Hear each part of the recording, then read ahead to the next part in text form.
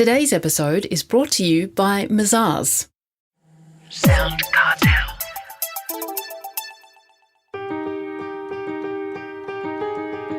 From SoundCartel, I'm Nicole Goodman, and this is Business Essentials Daily.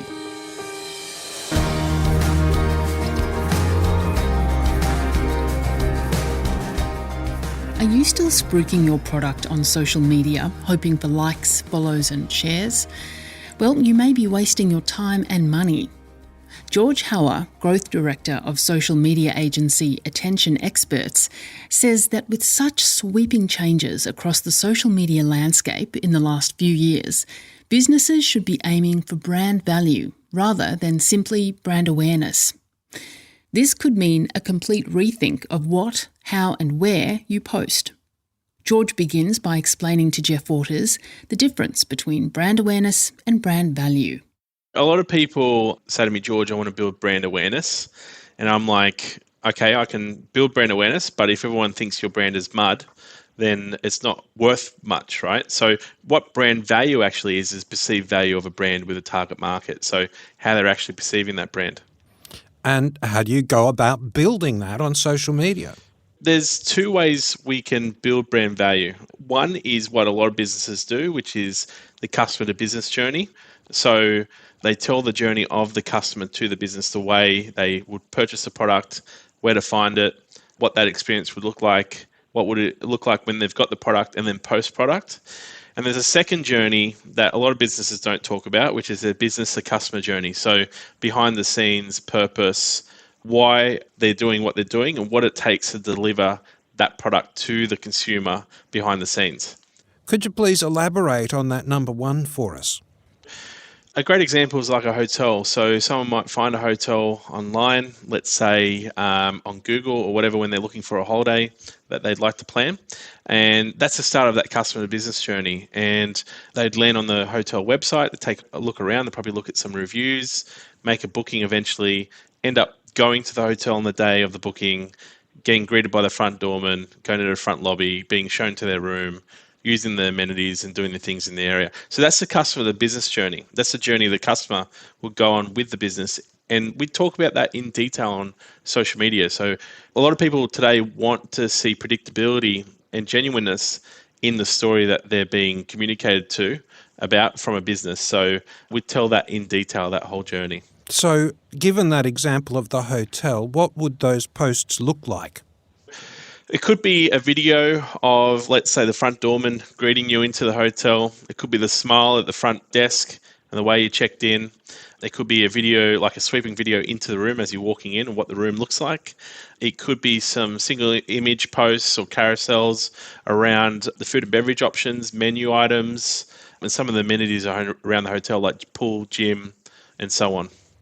And you mentioned a second journey. Can you please tell us about that?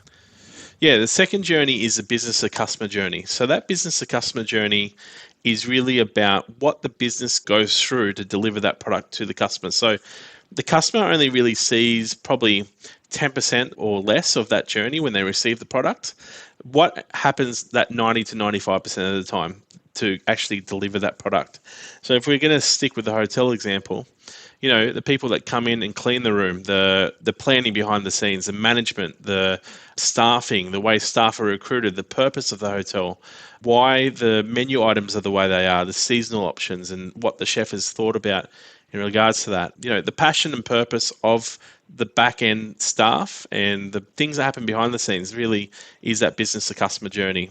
So you're saying that the customer is actually interested in what's going on behind the scenes?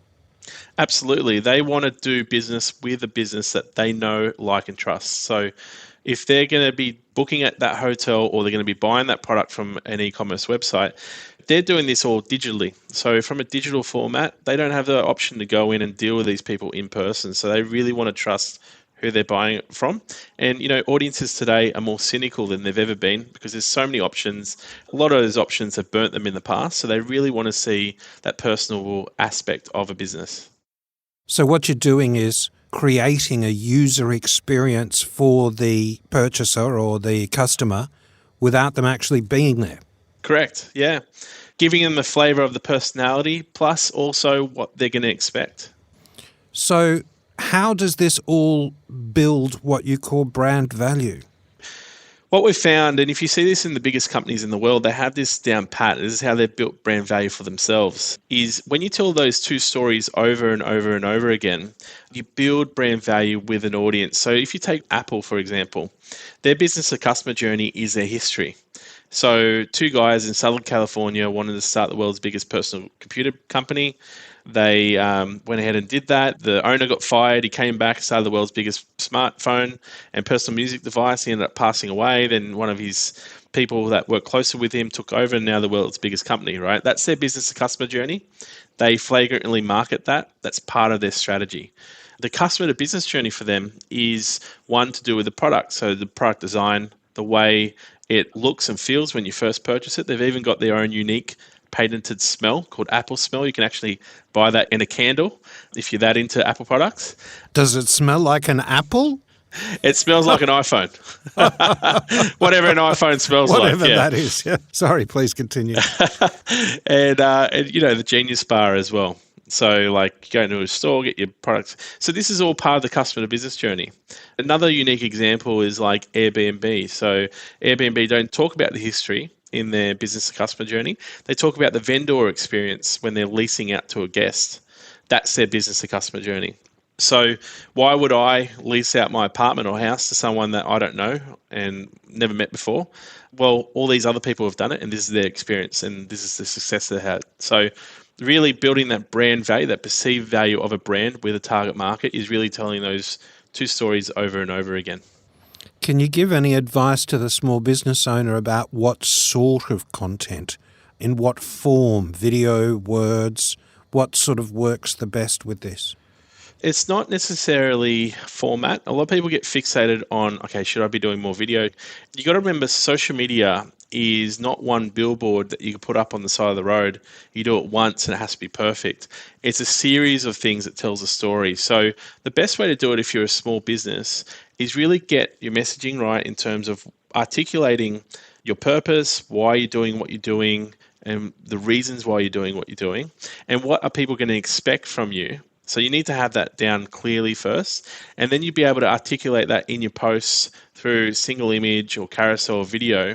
But as long as you're aligned with that messaging, that's great. Because where I see a lot of small businesses go wrong is they don't have that message right, they don't understand it, or they haven't been able to align with it yet. And then their messaging comes out on social media very scattered, and they tell everyone they do this, they do that, they do this, they do that. And it's not aligned in any way. It's not really cohesive as a message that is creating consistency in communication. So a small business really needs to focus on talking about things like thought leadership. For example, our agency, and Jeff, I'm sure you do the same, how we built our agency was all through workshops and thought leadership, online posts around educating people, delivering webinars and so on. So we can become that terminal that people go to and ask questions about social media. You want to become that thing in your industry where people trust you enough that they come and ask that question before they go anywhere else. And that's how you get referability, and that's how you grow your business. Can you share with us any other pitfalls where people go wrong? Major pitfall people have, and I see this probably with 98% of businesses, is they focus their KPI on likes, comments, followers, and shares. And that is not a good metric to track. That's something that shouldn't be tracked as a KPI. Why not? There's two reasons. One is the algorithm today is less likely to favor you because of more followers, more likes, more comments and shares. The other thing as well is that if you focus on that, people are today liking, commenting and sharing 40% less than they were 2 years ago. So people consume social media today, not like a novelty tool that it used to be back in the day. Like, do you remember when you used to poke people on social media? Like, if someone poked me today, I'd probably block them, right? It's not used like that anymore, right? Yeah, it's not the way it's used. It's used as a content consumption tool today, like TV, like radio. So there's 40% less overt engagement, even though people are on social media more today. So the likelihood of someone liking your posts or liking your page or following your page is 40% less. They already follow on average 150 pages. Why are they going to follow another one? So the metrics that people are chasing, and this is why a lot of people feel like they're running on a treadmill with social media, the metrics they're chasing are metrics that aren't really delivering value to return on investment and real engagement with their brand. Real engagement and the real metrics they should be looking at are things like covert engagement, like video views, link clicks to websites, post clicks, profile visits. That's the stuff that is actually genuine and stuff that will get you where you need to be as a business. And the algorithms favor that a lot more than the other stuff. Yes, you were promising to tell us what the algorithms were looking for. Is that it? That's it. So you've got to understand what the algorithm's trying to chase. And what the word algorithm actually means is a set of rules and processes that lead to an end goal. And the end goal for Facebook or Instagram or LinkedIn is to keep a person on the platform longer. That's what makes their platform valuable.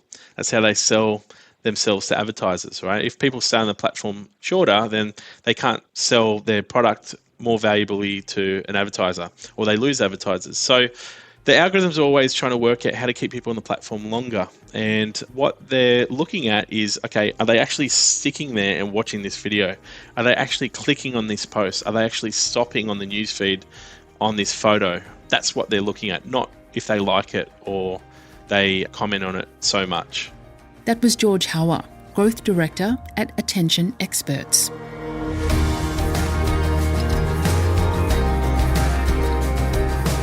This episode of Business Essentials Daily is produced by the team at SoundCartel. Thanks for listening. I'm Nicole Goodman. We'll bring you more Be Daily tomorrow. Follow at BE Daily Podcast across social media and head to bedaily.com.au for more from the Business Essentials Daily podcast. SoundCartel. This episode was brought to you by Mazars. To find out more, visit mazars.com.au. That's mazars.com.au.